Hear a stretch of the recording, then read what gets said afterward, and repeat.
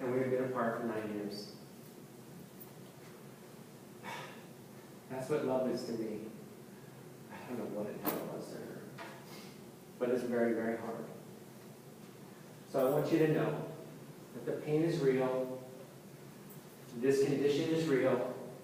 God damn it, I didn't choose this. No one would choose this. The little kids that you may run across in your occupations, whatever they may be, those little kids are going to get made fun of.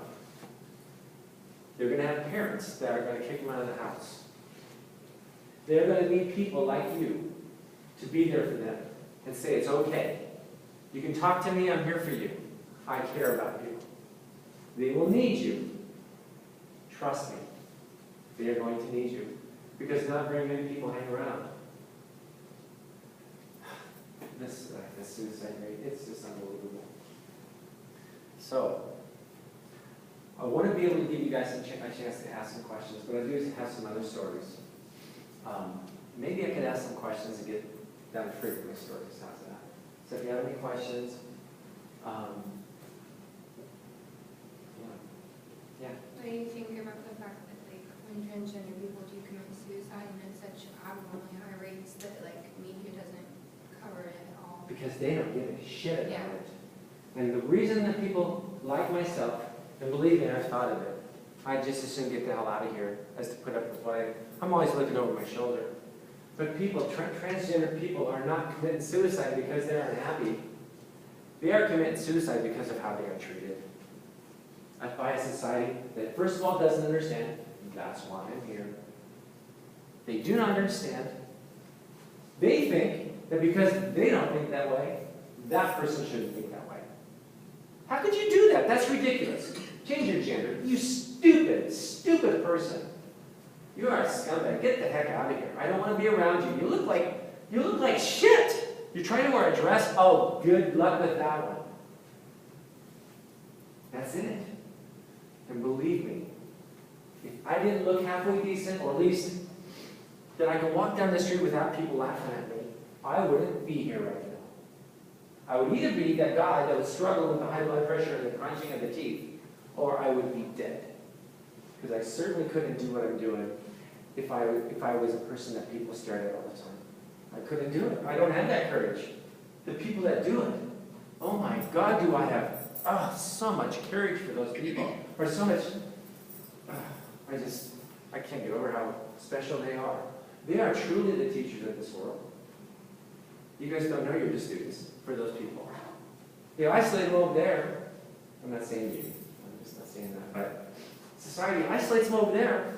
And they're the ones that are teaching. You guys know your religion, right? The first shall be last and the last shall be first. That group's going to heaven. That group's going to heaven. Believe me. Because what they endure here, by not just people that they don't know, but by people they said love them. Fuck that. I'm sorry, I'm a little passionate about that because I've lost a lot of people. But I'm strong. And that's why I'm here. And I'm happy. My daughter lives with me. She's a goddamn gorgeous sweetheart. She just graduated from college and she's got her first job. And she's doing great and loves it. And we're having a blast together.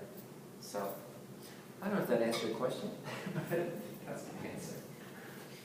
When you transitioned, how was it with like school, like for you being a teacher, like the other teachers? Okay, good one, yes, that's another story. So, I knew it was going to be hard because I taught at the school for 20 years. Deb was there. Well, she was at that school when I was there for 20 years as that other person. So she only saw the Nick person as a teacher. So, after the Lars Larson thing, now I'm going, oh God, now the world knows about it. And the newspaper started calling me. So the newspaper said, we want to interview you. And the news people, Channel 2, Channel 12, Channel 8, Channel 6, parked in my front yard. I have all my shades down. They're knocking on my windows, trying to get me out of the house to go talk to them. Channel 2 was the first ones to talk to me. And this is right after the Lars Larson show. And my school district said, we don't want you to talk to anybody. We want this to be for people. It's Westland, Nicole. Well, do these guys know Westland? Yes. Okay, good, good, That's good. very conservative. Extremely conservative. They're getting better at it. They're waking up. So, Channel 2 calls me and it says, I'm going to interview you. And so I'm going, you know what? Lars Larson just shoot me a new one. I think I really need to tell people who I am and that I need them to see who I am, that I'm not some crazy person. So I called up the district and I said, I just got a chance to get interviewed. And did you hear the radio show? They had no idea what I was talking about. I said, well, I just got ripped on this radio show and I need to tell people that that's not who I am. They said, do what you got to do. So Channel 2 came to my house. That's the video that's online. And you can look up. And did the interview, went fine. And then I said, this is the only one I'm going to do. So all the other channels that want to interview, I'm not going to do it. I had the newspapers that kept emailing and calling and emailing and calling. Don't want to talk to you. Do this one interview, that's all I'm going to do. So I did it, and they didn't like it, but they accepted it. Letters started appearing in the newspapers about this crazy teacher that's going to teach in Westland. They interviewed parents about this teacher that's going, oh, I don't want my son or daughter in that class. No way, no way, no way. So they let kids opt out of the class. Oh, yeah. Oh, yeah. No. They let them opt out if they didn't want. I didn't care. I didn't mind teaching 10 kids instead of 30. Are you kidding me? So I'm thinking, yes. Plus, I'll have kids that want to be there. So, which leads to another story, but I'll tell you that in a second. So faculty, we had our faculty, 3-day faculty thing to start the school year. And please watch the time, because I want these guys to have some time to wait a little bit. I'm watching it. Okay. We've got So, another hour. oh, You don't have to go that long. I know, but I might. You gotta shut me up. Okay, let's shoot for a half hour of that, and like 10 minutes of writing time, and then off to the bar. So, I do like my ears too. So, we have the faculty, beginning of the year faculty meetings, 3 days up, and inserts they call it. So I'm scared to death to go now, because all these people knew this other person, and they just found out through Lars Larson probably. So now I'm going to show up, and I'm not going to be dressed like I am right now, but I'm going to look somewhat like I do right now, and they had never seen it before. So I'm a little bit worried about that judgment piece instead of that compassion piece, you know? Well, I said it up because I had about 8 people on the faculty I really, really trusted. And thankfully, when I went to them and told them that name, they were all very, very supportive. And so that fall, when this came about, I emailed them all and I said, I need you guys to be my support group, to come and get me and take me to the first faculty meeting because I'm scared shitless right now. That was the night before. And they said, oh, for sure, we will. So I'm sitting in my classroom. This is about 10 to 8. Meeting starts at 8 o'clock. And I'm in a back building where actually Deb was too. And I didn't know it, but one of the male teachers came out to me. And he and I had played tennis before. And he was a tennis coach. And he just retired last year, actually. He goes, come on, Cole. We're going to go to the faculty meeting. Oh, I said, Ward, oh, you're such a sweetheart. I said, I already have some people coming to get me. But God bless you for coming and caring about me at this moment. I'll never forget that, and I never will. So he left, and these 4 came or 5 came and got me, and we went over to the faculty meeting. And we were the last ones there. And thankfully, we opened a door, and there's a table there with nobody at it, and that's one we could sit at. So we all sit down.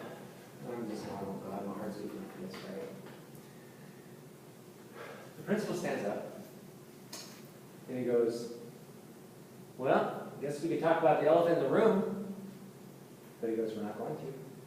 He goes, we're all professional, we're all teachers, we have work to do, let's work. And that was it. He never let me get up and tell my story or anything. They don't, to this day, may not know what happened with me, or why all this happened, or what's going on, or anything, which is fine. So I will say that the faculty as a whole were not all accepting, as you could probably guess. And there were some very close conservative Christians in there. One couple was married. Very hard for them. It took them about a year before they could even say hi to me in the hallway.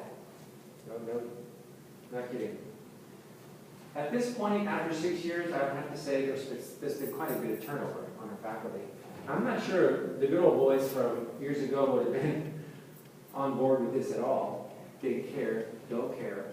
But the changeover of the youth in our faculty has brought on a new idea, a new acceptance. They're just they're a new spirit. They're just, I don't know, more accepting. So it's gotten better, and right now, you know, I'm still not comfortable being in a faculty meeting with all these people because so many of them knew that other person, and well, I had one come in, Spanish teacher. I won't say her name because I don't want you to judge her. But she comes into my room one afternoon, and she goes, Nicole, I really like Nick. I really like the way you were. I said, well, great, thanks. But that person's gone. I said, I don't know what she was thinking. And then she said, and this is how you should be dressing. She goes, be careful with your legs, the back of legs, because you're, and I knew it wasn't, but she was just so, you know, mom-like. And I'm going, oh, thanks, get out of here, bye. I think this is my head. That is just the one person I can believe. So, now, moving ahead to the kids. First day of school. Now I'm going, now I've got to meet all these kids. And show up that day, and the news trucks are all in front of the school. Thank God they didn't see me come in or follow me in, because I was worried about that. And a really close friend of both of ours, I called her and I said, hey, would you please come to school and get me through this? Because she was another teacher that had been at the school and was no longer there, but she said, sure. So she came to make sure I was going to be okay. Get me in the school okay. She was going to fight off all the news people for me. So, so the first day, the day before I went to Costco and got a whole bunch of muffins. You know, the Costco muffins are so big. So I brought them in and put them on my desk, had them all up for the kids. They started walking in first period class. I didn't say anything about it, other than I had put a sign up that said, help yourself. They walked in and sat down. Did not go get a muffin. They were scared to death. They were scared for me probably too. So I'm looking at them. There's only like 23 of them in that class, which was normally 35 or something. So I'm thinking, oh, this is okay.